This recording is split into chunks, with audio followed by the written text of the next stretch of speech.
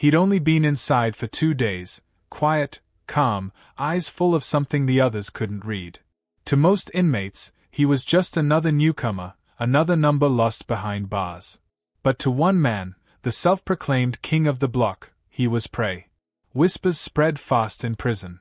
The gang leader didn't like newcomers who looked too confident, especially not a black man who carried himself with dignity. So he made an example out of him, shoving him in the cafeteria, mocking his past, daring him to fight back. But the new inmate didn't move. He just stared, like a storm waiting to break. What no one knew was that behind those calm eyes lived a man with a past, a man who had once taught discipline, control, and power to hundreds. And soon, this prison would learn the hard way that silence doesn't mean weakness. Because sometimes, the quietest man in the room is the most dangerous. Where are you watching this from right now? Drop it in the comments. Let's see how far this story reaches. Before the concrete walls and steel doors, Marcus Reed lived a quiet life. He wasn't perfect, but he tried, running a small community martial arts studio in Southside Chicago, teaching kids how to fight the right battles. His lessons weren't just about kicks and punches, they were about respect, control, and knowing your worth in a world that often tries to take it from you. But the neighborhood wasn't kind. Years of struggle, broken systems, and whispers of opportunity that never reached his side of town, they wore him down. When his studio was vandalized and his savings stolen, Marcus made a choice he'd later regret. One bad decision, a favor for an old friend, landed him behind bars for something he didn't even fully understand. Now, the man who once taught peace had to survive in a place built on chaos. The prison was its own world, loud, cold, and divided. Every wall carried tension, and every glance carried judgment. And in here, race wasn't just a word. It was a line, drawn deep and dangerous. Marcus kept his head down, staying quiet and respectful, just as he had taught his students. But silence, in a place like this, was often mistaken for weakness. The guards barely looked at him, and some of the inmates had already decided what he was, an easy target. The one who noticed him most was Rex Turner, a white gang leader who ruled his block with intimidation and cruelty. Rex had power, not because he was the strongest, but because everyone believed he was. His crew followed his lead, picking on anyone who didn't fit their idea of belonging. To them, Marcus was the perfect target, calm, new, and black. He felt their stares during mealtime, heard the muttered slurs under their breath, and saw the smirks when he passed by. He knew how it worked, the tests, the taunts, and the threats that built up before the real confrontation. He'd seen this kind of hatred before, just not this close, not this raw. Still, he didn't react. He didn't fight back. He just watched, waited, and breathed, the same breathing he'd taught his students to calm the storm inside. But storms, no matter how well controlled, don't stay silent forever. Because even in a place built to break men, Marcus Reed wasn't about to let hatred decide who he was. The first week passed quietly. Marcus kept to himself, reading, exercising in his corner, and eating alone. He wasn't looking for trouble. But in prison, sometimes trouble comes looking for you. Rex Turner noticed the new inmate's calm demeanor, the steady way he moved, the quiet confidence in every step. To Rex, that looked like defiance. In his world, control was survival, and no one, especially not a black man, was going to challenge his authority in front of his crew. It started small. A shove in the lunch line. A tray was knocked to the floor. "Pick it up," Rex sneered one afternoon, his crew laughing behind him. Marcus looked down at the spilt food, then up at Rex, no anger, no words, just quiet restraint. Then he walked away. The laughter followed him down the corridor. To the guards, it was just another day. They'd seen it all before. To Rex, it was a game, a reminder of who ruled this place. But to Marcus, it was something deeper. Every taunt, every shove, every slur pulled him back to memories he thought he'd left behind, moments when his skin color made him a target, not a person. One night in the yard, Marcus heard them before he saw them. Boots scraping against gravel. The same mocking tone. "Hey, sensei, one of Rex's men called out. "Show us some of that kung fu stuff. Maybe you can teach us how to dance."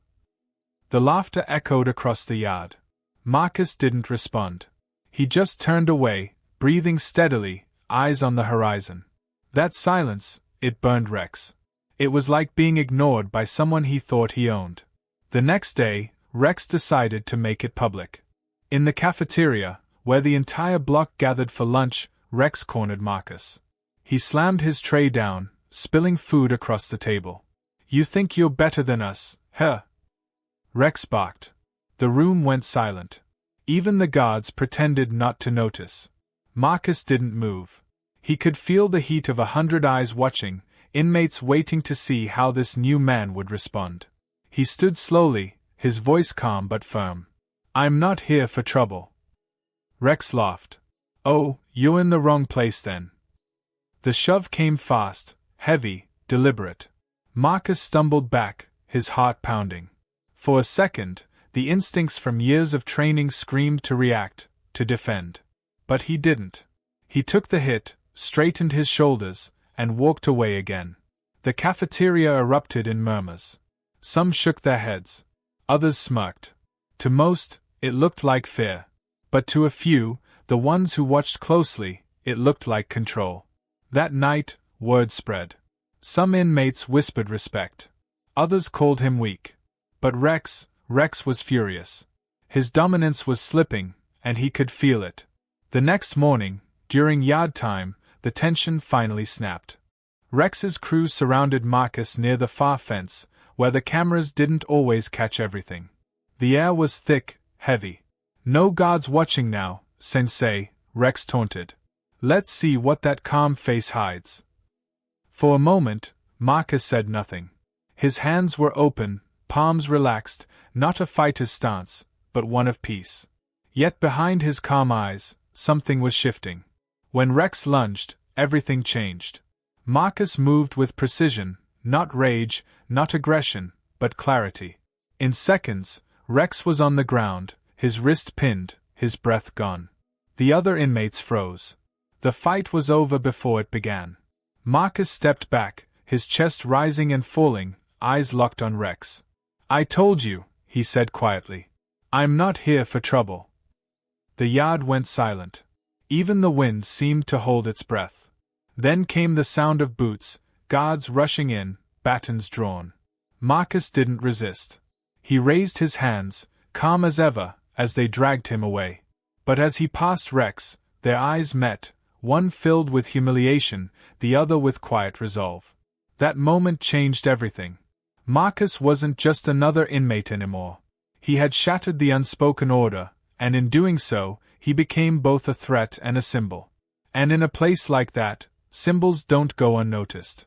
The isolation cell was cold, the kind of cold that seeps into your bones and makes time stop moving. Marcus sat there in silence, wrists bruised from the cuffs, knuckles raw from the concrete floor. They said it was for his own safety. But he knew better. It was punishment, not for fighting, but for standing his ground. Days passed. No sunlight, no sound but the echo of his own breathing. The guards rarely spoke, and when they did, it was short, clipped, and laced with judgment. "You think you're some kind of hero," one had muttered through the slot. "You just made things worse for yourself." And maybe he had. Because word of what happened in the yard spread fast. Some inmates saw him as a symbol of resistance, a black man who didn't bow. Others, especially those loyal to Rex, saw him as a target that needed to be erased.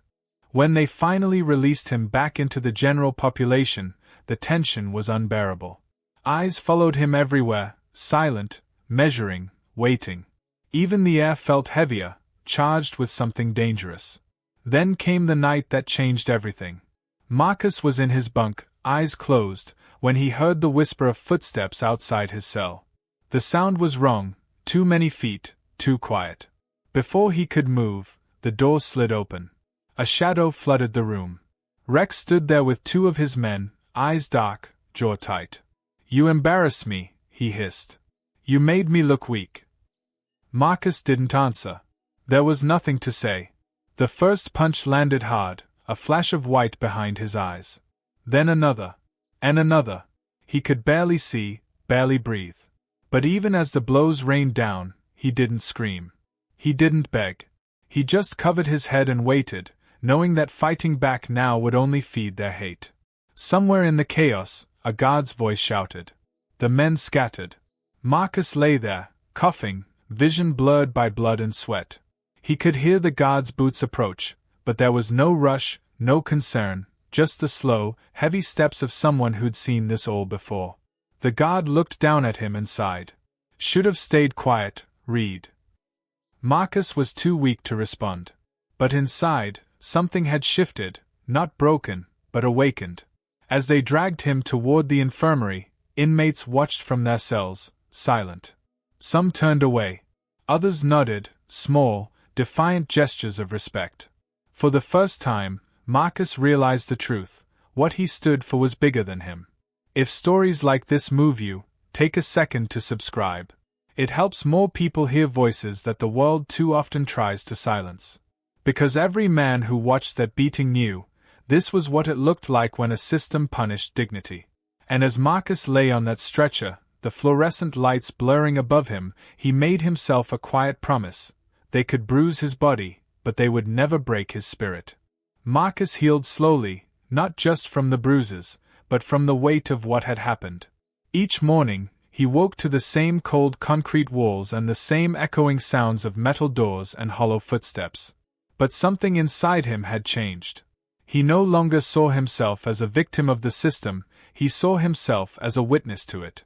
Word of the beating spread beyond the prison walls. A nurse who had treated him quietly shared his story with an outside advocate. Soon, letters began arriving, from strangers, from churches, and from people who'd never met Marcus but knew what it felt like to be unseen, unheard, and dehumanized. Inside the prison, too, something began to shift. The men who once mocked him now watched him with a new kind of respect. He became a quiet center of gravity, not through fear or strength, but through presence. He spoke softly, taught breathing exercises, and helped others channel their anger instead of letting it consume them. Even Rex, the man who'd tried to break him, couldn't look him in the eye anymore. Power built on hate always collapses under the weight of dignity. But Marcus knew the real battle wasn't in that prison yard. It was outside, in a world that created places like this, where justice had a color and mercy had a limit. Months later, Marcus was granted early release for good behavior. When he walked out, the sky looked different, not because it had changed, but because he had. The air felt free but heavy with purpose. He didn't return to his old studio. Instead, he opened something new, a foundation for at-risk youth, teaching not just martial arts but also control, peace, and identity. Because he knew what it meant to lose all three. His story spread across news outlets and social media, sparking conversations about race, rehabilitation, and what real justice should look like. Some called him a hero. Others dismissed it as luck. But Marcus didn't care for either title. He just wanted to make sure the next young man who walked into a cell because of the color of his skin would have a chance to walk back out stronger. In interviews, when asked how he forgave the ones who hurt him, Marcus only said one thing: hate is heavy. I've carried it before. I won't carry it again. And maybe that's the message we all need to hear, that real strength isn't about fighting harder but about standing taller in a world determined to push you down. Because Marcus's story isn't just one man's story. It's the story of every person who's ever been judged before being known, punished before being heard, and broken before being believed. So the question remains, how many more Marcus Reeds will it take before we finally see the truth? Before we stop looking at color and start seeing character?